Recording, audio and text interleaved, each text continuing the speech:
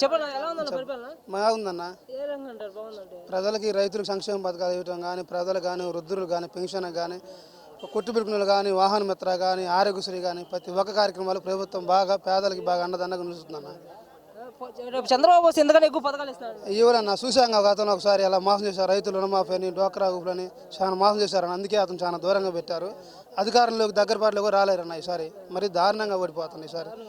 అవునండి. జగన్ ఏదో 4-5 రూపాయలు జనాలకి ఇచ్చి మిగతా 10 రూపాయలు దోచేస్తారు జనాల దగ్గర. వాళ్ళు ఆరోపణలు చేస్తారు, ఇంకా తప్పుడు ఆరోపణలు చేస్తారు. ఇక్కడ జనాలను చూస్తారుగా సంక్షేమ పథకాలు ఇవన్నీ మాకు లేదన్న. మా జగన్ సంక్షేమ పథకాలు అందరు రైతులు, వ్యాపారస్తులు ఊరు లేరు ఇక్కడ.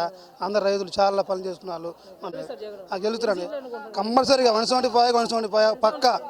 మీరే 150 అన్నారు, మరి పవన్ కళ్యాణ్ 15 సీట్లు కూడా రానియరంట. ఆయన అంతా ముందర ఆయన సీటు ఆయన గెలవండి అన్న. ముందర ఆయన సీటు ఆయన గెలిచి ఏది మాట అయినా సరిపోద్ది. ఆయన సీటు ఆయన గెలవలేడు. ముందర ఇప్పుడు ఆయన ఎక్కడ పోటీ చేస్తాను కూడా చెప్పాలా. అది చూసుకోమనండి ముందర.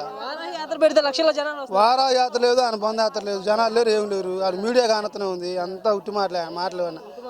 మాటకొద్ది ఆయన జగన్ నీ స్థాయి అంతా నా స్థాయి అంతా అని మాట్లాడుతానండి.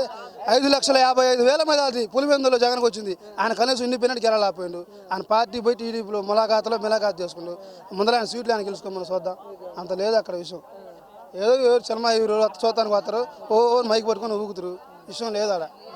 అలాగే చంద్రబాబు కూడా జనాల్లో ఆరోగ్య ఎక్కువైందని చెప్పి జగన్ కావాలని ఇవన్నీ తప్పుడు మాట్లాడినా. ఇవన్నీ ఏం లేదు, ఏం లేదు, అంత ఉంటుంది. అలాగే నారా లోకేష్ కూడా పాదయాత్రలో ఏదో యోగా అదిగో ఆయన పుణ్యం వర్షాలు కొరక ఇంతవరకు ఇబ్బంది పడుతున్నాం. ఆ నారా లోకేష్ ఏమంటే పాదయాత్ర మొదలు పెట్టిండో వర్షాలు రైతులు ఏడు ఇబ్బంది పడుతున్నాం.